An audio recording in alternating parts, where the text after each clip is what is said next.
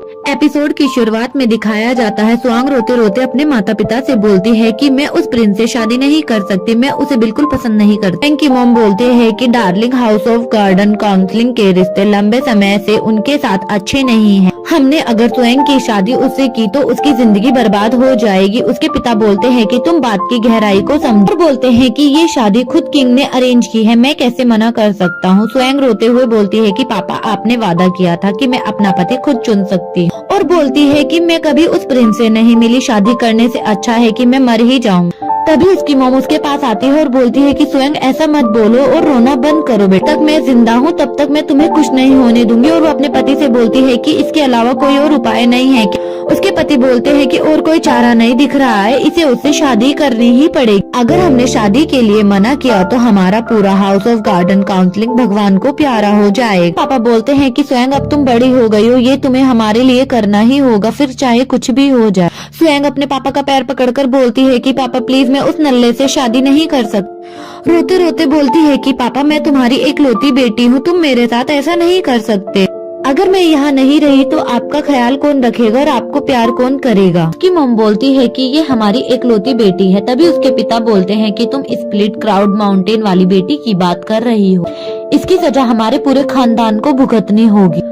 और बोलते हैं कि ऐसा नहीं चलेगा, मैं किंग से झूठ नहीं बोलना चाहता। सीन चेंज होता है और शादी का सीन दिखाया जाता है। तभी उसकी मॉम सोचती है कि वैसे भी हम झूठ थोड़ी बोल रहे हैं, उन्होंने किंग से हमारी बड़ी बेटी की शादी को अरेंज किया है। युनशी हमारी बड़ी बेटी है, अगर इतना काफी नहीं हुआ तो हम उन दोनों की पहचान बदल देंगे। वो दोनों ही हमारी बेटी है, कोई भी फर्क नहीं बता पाएगा। उसके पिता ये बात सुनकर शादी के लिए तैयार हो जाते हैं कि ये कितने लंबे समय तक चलेगा ये सोचना पड़ेगा। तभी स्वयं बोलती है कि मैं इनकी इकलौती बेटी नहीं हूँ, ये कि मेरी एक और बहन है, मुझे तो पता ही नहीं था। वैसे भी वो मंदबुद्धि इस जायदाद से बेदखल है।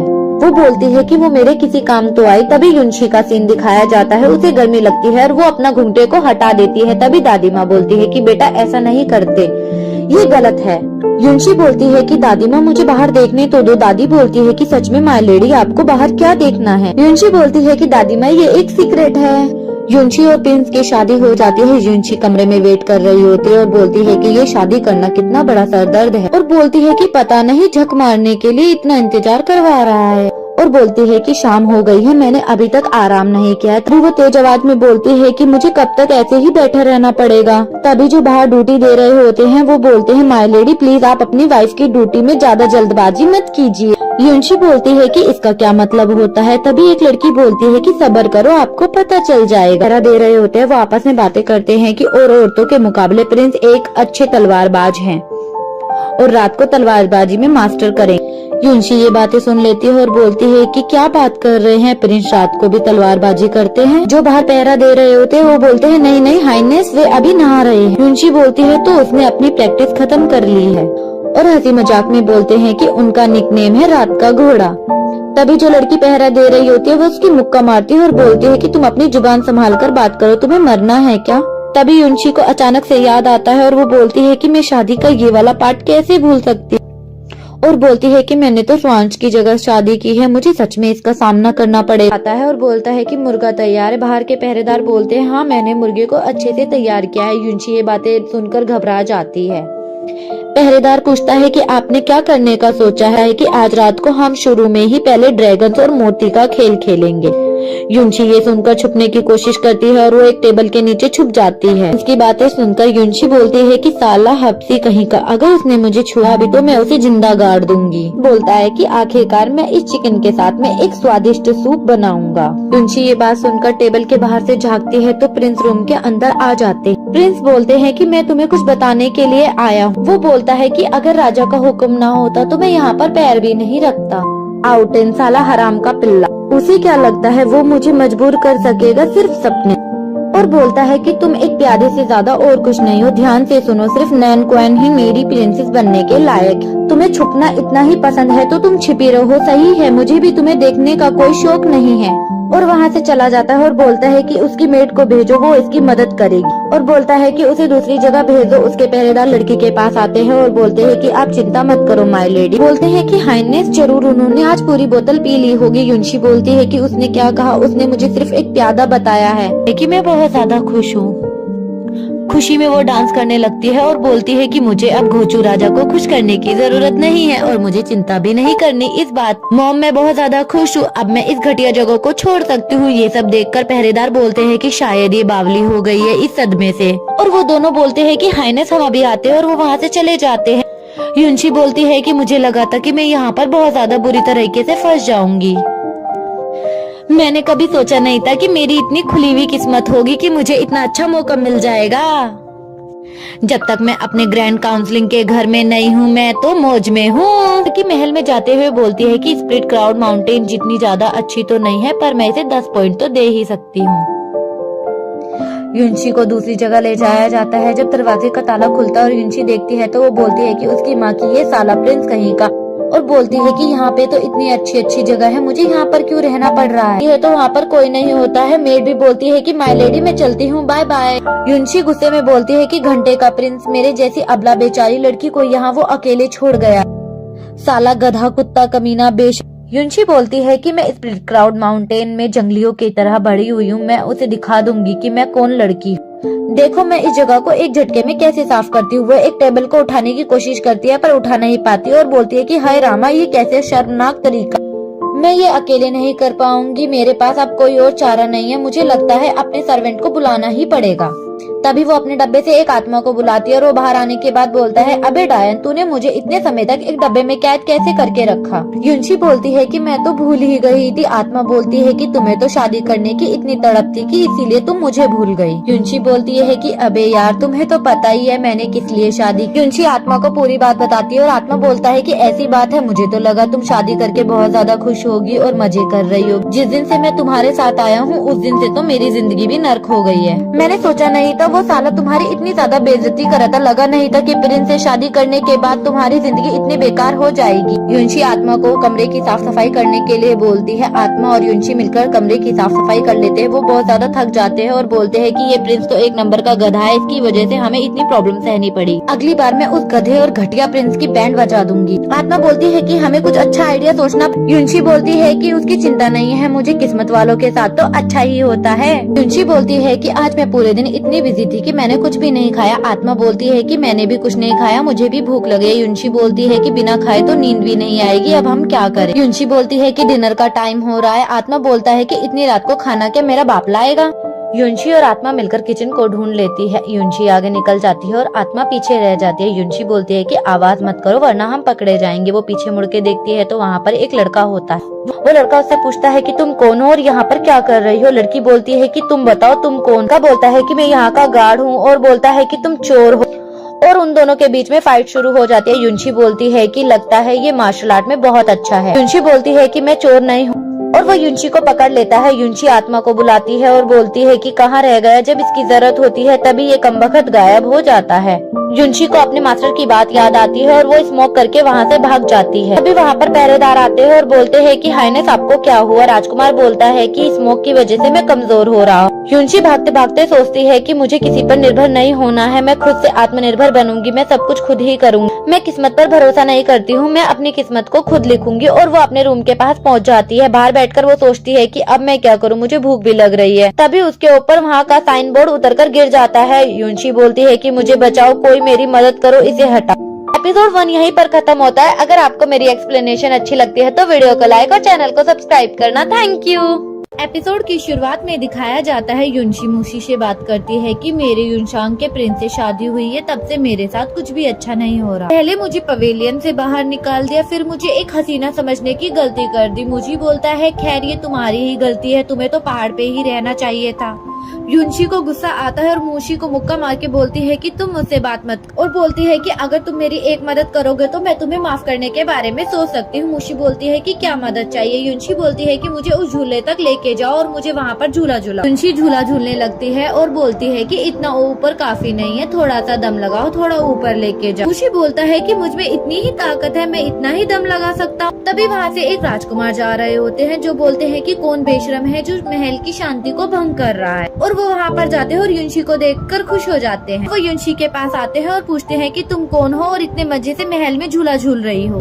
युनशी बोलती है कि अगर आपको भी झूला झूलना है तो आप पहले झूल लीजिए, मैं इंतजार कर लूँ। मुशी बोलता है कि तुम अपनी प्रेम कथा बंद करो, तुम दोनों अगर झूला झूलोगे तो मेरा क्या होगा, मेरे अंदर इतनी ताकत नहीं है कि मैं तुम दोनों को एक साथ झूला झूला सकूं। युनशी बोलती है मुझे माफ करना, मुझे देर हो रही है, मुझे जाना होगा। राजकुमार युनशी को रोकते हैं और बोलते हैं कि अगर हम साथ में झूला नहीं झूल सकते तो क्या हुआ, तुम अपना नाम बता दो। मेरा नाम है यूजिन। युनशी अपना नाम बताने ही वाली होती है, तभी मुशी उसका मुंह पकड़ लेता है और उसे कुछ बोलने नहीं दे। राजकुमार पूछता है कि आप ठीक हो मिस, आपको क्या हुआ है। युनशी बोलती है मैं ठीक हूँ, पूछने के लिए शुक्रिया। युनशी बोलती है कि मैं यहाँ पे मेड हूँ और इससे ज्यादा कुछ भी नहीं। राजकुमार बोलते हैं कि रुतबा जरूरी नहीं है, वैसे मुझे सिर्फ आपका नाम जानना है। युनशी बोलती है कि मैं आपको इससे ज्यादा कुछ नहीं बता सकती, अच्छा मैं चलती हूँ और वहाँ से जाने लगती है। राजकुमार उसे रोकते हैं और बोलते हैं कि कहावत है दूसरे से कुछ लेकर बदले में कुछ न देना तो गलत बात। राजकुमार बोलते हैं कि मैंने तुम्हें अपना नाम बताया है, अब तुम्हें भी अपना नाम बताना होगा। युनशी वहाँ से चलने लगती है। राजकुमार देखते हैं और उससे जबरदस्ती उसका नाम पूछने लगते हैं। युनशी को गुस्सा आता है, वो राजकुमार को उठाकर पटक देते। पहरेदार जिम्बो को बाहर रोक लेते हैं और बोलते हैं कि अंदर प्रिंस नहा रहे हैं, आप अंदर नहीं जा सकते। जिम्बो बोलता है कि मैं उसका भाई हूँ और मुझे अंदर जाने दो। जिम्बो अंदर आ जाता है और प्रिंस पूछते हैं कि तुम यहाँ क्या कर रहे हो। जिम्बो बोलता है कि मेरा भी नहाने का मन हो रहा है, इसलिए मैं यहाँ पर आया हूँ। जिम्बो बोलता है कि मेरी कमर अकड़ रही है, मेरी पीठ भी दर्द कर रही है, मुझे पानी की ठंडक चाहिए। प्रिंस बोलते हैं कि तुमने ऐसा क्या किया है जो तुम इतना ज्यादा थक गए हो। जिम्बो बोलता है कि यहाँ आते वक्त मुझे एक सेविका ने उठाकर पटक दिया। प्रिंस बोलते हैं कि हमारे महल में इतनी बहादुर कोई सेविका भी है, मुझे तो पता ही नहीं था। जिम्बो बोलते हैं कि उस सेविका को प्रमोट कर देना चाहिए और वो बहुत ज्यादा खुश होता है और बोलता है कि वो एक पहली लड़की है जिसने मुझे उठा के पटका। प्रिंस बोलते हैं अच्छा। जिम्बो बोलता है कि आप ऐसा महसूस नहीं कर सकते क्योंकि आपने पहले ऐसा अनुभव नहीं किया है, तो आप नहीं समझ सकते कि मैं कैसा महसूस कर रहा हूँ। जिम्बो बोलता है कि क्या मैं उस सेविका को रख लूं। प्रिंस बोलते हैं कि उसका नाम क्या है। जिम्बो बोलता है कि मुझे उसका नाम नहीं पता है, पर वो महल में नहीं आई। प्रिंस बोलते हैं कि मैं सारी नई सेविकाओं को तुम्हारे पास भेज दूंगा। ये सुनकर जिम्बो बहुत ज्यादा खुश हो। प्रिंस जिम्बो से पूछते हैं कि मैंने तुम्हें जो छानबीन करने के लिए कहा था उसका क्या हुआ। जिम्बो बोलता है कि आपका शक सही। वो प्रिंस को बताता है कि वो क्वैन खुद को रोककर नहीं रख सकता। प्रिंस बोलते हैं कि मैं भी देखता हूँ उसको, मैं क्वैन के क्लैन को खून के आंसू रुलाऊंगा। जिम्बो बोलता है कि इसमें तो तुम्हारी प्रिंसेस भी शामिल होगी। प्रिंस ये सुनकर वहाँ से चला जाता है और जिम्बो बोलता है कि ये तो बहुत दुख की बात। युनशी बगीचे में खुश होकर गाना गाते हुए डांस करते हुए बहुत ज्यादा खुश हो रही थी, तभी उसे एक आवाज सुनाई देती है और वो दरवाजे की ओर बढ़ने लगती है। वहाँ जाकर देखती है तो वहाँ एक घोड़ी होती है, वो उसे देखकर डर जाती है और बोलती है कि तुम एक इंसान। युनशी और घोड़ी बहुत अच्छे दोस्त बन जाते हैं। घोड़ी उसे बताती है कि कुछ समय पहले प्रिंस मुझ पर खुशी से पूरा दिन सवारी किया करते थे और आजकल तो वो महीनों तक मेरी तरफ देखते ही नहीं। युनशी उसकी कमर पर हाथ फेरकर बोलती है कि वो तो एक गधा है, उसे तो देखकर मुझे भी गुस्सा आता है। उसे भूल जाओ, वो नमूना तुम्हारे लायक नहीं है, तुम्हें वो पसंद भी क्यों है, और तुम कोई और दूसरा घोड़ा देख लो। घोड़ी बोलती है कि मुझे कोई दूसरा घोड़ा मिलता ही नहीं और जो मिलता है वो टिकता ही नहीं। युनशी बोलती है कि चिंता मत करो, अब से तुम मुझे पसंद हो, चलो अब से हम साथ में घूमें। युनशी बोलती है कि तुम्हारा नाम क्या है। घोड़ी बोलती है कि मेरा नाम सक्कुबस है और ये मुझे एक धोखेबाज जैसा लगता है, मैं मैडम को ये नाम नहीं बताना चाहती, अब मैं उनसे ये बात कहती। अभी युनशी बोलती है कि तुम्हारा नाम पहले क्या था वो मतलब नहीं करता, जरूरी है कि अब तुम्हारा नाम क्या होगा, और वो उसका नाम सोचने लगती। युनशी बोलती है कि मैं रात्रि की देवी, आज से तुम्हें नया नाम देती हूँ, तुम्हारा नाम है जूली। घोड़ा बोलता है तो क्या तुम मेरी रोमियो बनो। युनशी बोलती है कि हाँ मैं तुम्हारी रोमियो बनूंगी। घोड़ी बोलती है कि अभी तो तुम मुझे रोमियो बनने के लिए बोल रही हो, लेकिन जब तुम्हें दूसरा घोड़ा मिल जाएगा तो तुम मुझे छोड़ दोगी। युनशी बोलती है कि ऐसा कभी नहीं होगा जूलियट। युनशी बोलती है कि जूलियट मैं तुम्हारी सवारी कर सकती हूँ क्या। जूलियट बोलती है कि तुम मेरे ऊपर बैठो, मैं तुम्हें अपना कमाल दिखाती हूँ। तभी वहीं से जिम्बो जा रहा होता है और वो घोड़ी पर युनशी को देखकर बोलता है कि ये तो ब्रदर की है और ये तो ब्रदर के अलावा किसी और को सवारी नहीं करने देती, ये तो मुझे भी भाव नहीं देती। वो लड़की कौन है जो इस बस पर बैठकर अब तक उसे गिराया नहीं। और वो युनशी के पास आता है और बोलता है कि तुम कौन हो और तुम्हें इसकी सवारी करने की इजाजत किसने दी है, ये तो मेरी घोड़ी है। तभी जूलियट बोलती है कि रोमियो सुनो, ये झूठ कह रहा है, मैं इसकी घोड़ी नहीं हूँ। युनशी बोलती है अगर ये तुम्हारी घोड़ी है तो तुम साबित करके दिखाओ। जिम्बो बोलता है कि अभी साबित करके दिखाता हूँ और वो नीचे उतरता है। युनशी घोड़ी की लगाम को उसके हाथ में देती है और बोलती है कि अब मजा शुरू होगा। जिम्बो घोड़ी से बोलता है कि अगर तुम भाई के खातिर प्लीज मुझे आज मत गिराना। वो घोड़ी पर चढ़ने की कोशिश करता है, वो उसे नीचे गिरा देती है। वो फिर से खड़ा होता है, उसे पकड़ने की कोशिश करती है और वो वहाँ से भाग जाती है। युनशी बोलती है कि तुम बहुत बड़े झूठे हो, ये घोड़ी तुम्हारी नहीं है। ये सुनने के बाद मेरे राजकुमार रोने लगते हैं और बोलते हैं कि तुम बहुत ज्यादा मतलबी हो। ये देखकर युनशी बहुत ज्यादा खुश होती है। जिम्बो बोलता है कि अगर तुम मेरे साथ ऐसा करोगी तो मैं अपने भाई को बता दूँ। युनशी जिम्बो के पास आती है और उसे अपना हाथ देकर बोलती है कि लो पकड़ो मेरा हाथ और उठ जाओ, मैं जूलियट की सवारी करना तुमको सिखा दूंगी। सीन चेंज होता है। यूनशी अपने रूम में आती है और बोलती है कि आज मैं बहुत ज्यादा थक गई हूँ, मुशी खाना लेकर आओ। मुशी बोलती है कि वेलकम बैक। यूनशी बोलती है कि दिन भर घोड़े पे बैठ कर मैं थक गई हूँ। यूनशी बोलती है कि खाना खोजने में मेरी मदद करो। मुशी बोलती है कि भाड़ में जाओ, मैंने थोड़ी तुम्हें घुड़सवारी करने के लिए बोला था। यूनशी को एक आवाज सुनाई देती है। यूनशी बोलती है कि मुशी ऐसा मत करो, मैं बहुत ज्यादा थकी हुई हूँ। मुशी बोलता है कि मैं नहीं। यूनशी बोलती है कि तुम नहीं हो तो कौन है। तभी एक आत्मा यूनशी और मुशी को डराने के लिए आती है, लेकिन वो उनसे डरते नहीं और उसको मुक्का मार के नीचे गिरा देते हैं। बाद में वो उसकी गर्दन पकड़कर बोलती है कि बताओ तुम कौन हो और तुम्हारा नाम क्या है। आत्मा बोलती है कि मैं एक सैसे में हूँ और मैं एक लाचार भूत हूँ और अकेला भी हूँ। यूनशी बोलती है ठीक है, मैं तुम्हें माफ कर दूंगी, लेकिन तुम्हें आज से हमारे खाने पीने का ध्यान रखना होगा। तभी शिश्मे बोलती है कि कोई दिक्कत नहीं है, मैं तुम्हारे लिए खाना भी लेकर आऊंगा और बाद में तुम्हारी मालिश भी कर दूंगा। यूनशी बोलती है कि चलो काम पे लग जाओ। शिश्मे उनके लिए बहुत सारा खाना ले आते हैं और वो दोनों खाना देखकर बहुत ज्यादा खुश हो जाते हैं। मुशी बोलते हैं कि तुम इतनी गड़बड़ करती हो फिर भी तुम्हारे साथ सब सही हो रहा है। यूनशी अपने पिता से बोलती है कि मैं अपनी मेड और अपनी आंटी को अपने साथ में लेकर जाऊंगी। तभी उसकी वाइफ बोलती है कि डार्लिंग आप इसे इजाजत नहीं दे सकते, ज्यादा लोग यानी ज्यादा खतरा। इन्होंने जीवन भर का कॉन्ट्रैक्ट साइन थोड़ी किया है, अगर तुम्हें ये चाहिए तो तुम्हें इनके कर्जे के पैसे देने होंगे। यूनशी की एक मेड बोलती है कि आप हमारी फिक्र मत कीजिए, हम यहाँ पर बहुत समय से काम कर रहे हैं, वो हमें अच्छे से रखेंगे, प्लीज आप हमारी फिक्र मत कीजिए। यूनशी की आंटी बोलती है कि वक्त मिलने पर आप हमसे मिलने आ जाइए। यूनशी की आंटी की तबीयत खराब होती है और मेड भी बहुत ज्यादा परेशान होती है। यूनशी ऐसा सपना देखकर अचानक उठ जाती है और बहुत ज्यादा घबरा जाती है। मुशी और शिश्मे उसके पास आते हैं और पूछते हैं कि आपको क्या हुआ है। यूनशी मेड बताती है कि मैंने एक बुरा सपना देखा है कि आंटी और क्यूंग के साथ में बहुत ज्यादा बुरा सलूक हो रहा। तभी शिश्मे बोलता है कि फिक्र मत करो मैडम यूनशी, सपना हकीकत से उल्टे होते हैं। यूनशी बोलती है कि मुझे बहुत ज्यादा उन दोनों की फिक्र हो रही है। तभी मुशी बोलता है कि तुम्हें यहाँ बोरियत नहीं लगती, इस जगह किसी को तेरी फिक्र नहीं। चलो यहाँ से भाग जाते हैं, छुपके से उनसे मिलकर आ जाते हैं। यूनशी बोलती है मैं भी यही सोच रही थी, जो करना है वो अभी करना होगा। सीन चेंज होता है और प्रिंस का सीन दिखाया जाता है। जिम्बो प्रिंस के पास आता है और बोलता है कि तुमने मुझे मेरी मनपसंद सेविका नहीं दी है। प्रिंस बोलते हैं कि तुम्हारी मनपसंद सेविका। जिम्बो रोते रोते बोलता है कि मुझे वो सेविका चाहिए जिसने मुझे पटका था, प्लीज भैया आप मेरे लिए उसे ले आओ। और बोलता है कि उसकी खूबसूरती देखकर आपने उसे अपने लिए ही रख लिया होगा। जनरल जुआनो और मैं पश्चिम कबीले की बातें कर रहे हैं। जिम्बो बोलता है कि पश्चिम कबीले की, पर पिताजी ने तो ये मामला क्वैन को सौंपा है। बोलते हैं कि तुम्हें भी पता है। जिम्बो बोलता है हाँ मुझे पता है, पश्चिम कबीले के हाल में ही ज्यादातर हरकत कर रहे हैं। क्वान और पश्चिम कबीले के तो संदेशजनक रिश्ते बन रहे हैं। यूनशी का सीन दिखाया जाता है। यूनशी मार्केट से जा रही होती। एपिसोड 2 यहीं पर खत्म होता है। अगर आपको मेरी एक्सप्लेनेशन अच्छी लगती है तो वीडियो को लाइक और चैनल को सब्सक्राइब करना। Thank you.